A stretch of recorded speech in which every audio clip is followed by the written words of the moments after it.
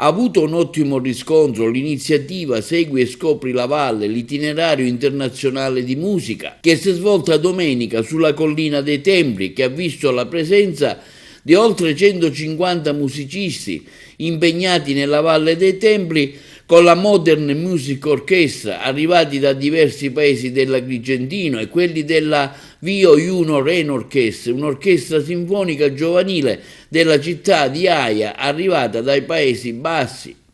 Hanno suonato a turno e poi insieme un interessante repertorio di brani di musica raffinata, classica, moderna, coinvolgente. Diverse le postazioni scelte per valorizzare gli angoli della valle, il giardino sensoriale, l'altare del Tempio di Giove, il ponte pedonale, il sentiero Barbadoro, quello Concordia, Villa Aurea, lungo la passeggiata Gelsomini, nell'area delle tombe paleocristiane. Stanchi ma soddisfatti, è stata una settimana lunga ma ricchissima, questa settimana di gemellaggio con un'orchestra sinfonica giovanile, i nostri ospiti ad Agrigento questa settimana appena trascorsa.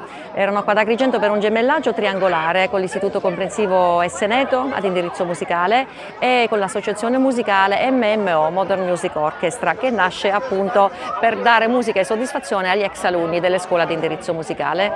Siamo molto grati di chiudere questa settimana proprio nella Valle dei Templi, il cuore di Agrigento, e ringraziamo immensamente il direttore Roberto Sciarratta, che ha condiviso la nostra idea di portare la musica lungo la Via Sacra. Infatti tutto il pomeriggio in diversi punti della Via Sacra c'erano ragazzi che suonavano e nulla poteva essere più appropriato che non avere i giovani che suonano, perché oggi è l'inizio della settimana nazionale della musica a scuola.